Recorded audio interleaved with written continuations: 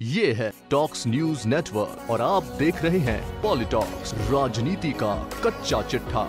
देवभूमि उत्तराखंड के साथ 5 राज्यों में होने वाले विधानसभा चुनाव में अब महज कुछ महीनों का ही समय बचा है, लेकिन सर्दी की ठंडी हवाओं के बीच आगामी चुनाव को देखते हुए सियासी तपिश बढ़ गई है। कांग्रेस और बीजेपी दोनों ही पार्टियां सत्ता पाने के लिए अपनी पुरजोर ताकत के साथ जुट गई है। बात करें देवभूमि उत्तराखंड की, तो बीजेपी के लिए जहां 2 बार मुख्यमंत्री परिवर्तन गले की फांस बना हुआ है, तो कांग्रेस की आपसी खींचतान भी किसी से छिपी नहीं है। अब इस खींचतान रूपी आग में घी डालने का काम किया है उत्तराखंड कांग्रेस प्रभारी देवेंद्र यादव ने। देवेंद्र यादव ने सूबे के पूर्व मुख्यमंत्री हरीश रावत के अरमानों पर अपने एक बयान से पानी फेर दिया। देवेंद्र यादव ने रविवार को मीडिया से बात करते हुए कहा कि आगामी चुनाव से पहले कांग्रेस मुख्यमंत्री के चेहरे पर चुनाव नहीं लड़ेगी, बल्कि सामूहिक रूप से आगामी चुनाव लड़ा जाएगा। ऐसे में हरीश रावत के भीतर छिपे उन अरमानों पर गहरी ठेस लगी है, जिनमें वो खुद को सूबे का अगला मुख्यमंत्री मानकर चल रहे थे। आगामी चुनाव से पहले प्रदेश कांग्रेस के नेताओं कार्यकर्ताओं से फीडबैक लेने बागेश्वर पहुंचे प्रदेश प्रभारी देवेंद्र यादव ने मीडिया से आगामी चुनाव को लेकर चर्चा की। पत्रकार वार्ता के दौरान यादव ने कहा कि अगले साल होने वाले विधानसभा चुनाव में उनकी पार्टी मुख्यमंत्री पद के लिए कोई चेहरा नहीं घोषित करेगी और सामूहिक नेतृत्व में ही चुनाव लड़ेगी।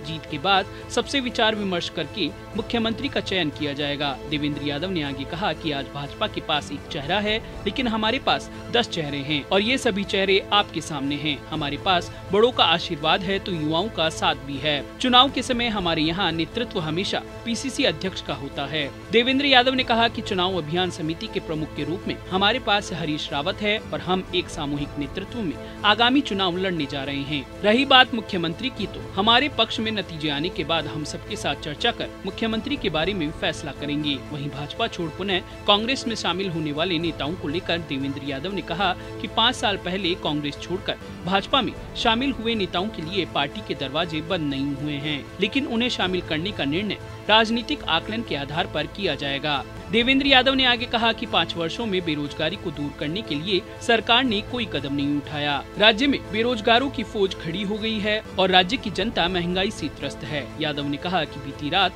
मैंने उत्तराखंड के तमाम गाँवों में रात्रि प्रवास कर लोगों की समस्याएं जानने की कोशिश की, लेकिन हर वर्ग खुद को ठगा सा महसूस कर रहा है। साथ ही साथ लोगों में 5 साल में 3 मुख्यमंत्री बदलने से भी गुस्सा व्याप्त है। ऐसे में आगामी चुनाव में कांग्रेस अपना परचम जरूर लहराएगी। कांग्रेस प्रभारी यादव ने कहा कि आगामी चुनाव में आम आदमी पार्टी और प्रधानमंत्री नरेंद्र मोदी का इस चुनाव में कोई असर नहीं होगा और कांग्रेस 70 सदस्यीय विधानसभा में 50 से अधिक सीटें हासिल करेगी। यादव ने आगे कहा कि लोगों ने बहुत उम्मीद से भाजपा की सरकार बनाई थी, लेकिन उम्मीदों को पूरा करना छोड़ दीजिए, समस्याएं बढ़ती जा रही हैं। खास तौर पर यहाँ बेरोजगारी और महंगाई बहुत बड़े मुद्दे हैं। आपको बता दें कि उत्तराखंड की राजनीति बीते 1 दशक से कहीं न कहीं हरीश रावत के इर्द गिर्द घूम रही है। पार्टी नेता भी यह अच्छे से जानते हैं कि सत्ता हासिल करने के लिए हरीश रावत को नजरअंदाज नहीं किया जा सकता। कुछ दिन पहले ही हरीश रावत ने कांग्रेस आलाकमान से गुहार लगाई थी कि वह मुख्यमंत्री के चेहरे का ऐलान करे, ताकि भाजपा आगामी चुनाव को नरेंद्र मोदी बनाम कांग्रेस न कर सके और चुनाव प्रदेश के मुद्दों तक ही केंद्रित रहे। हरीश रावत अपनी इस मांग से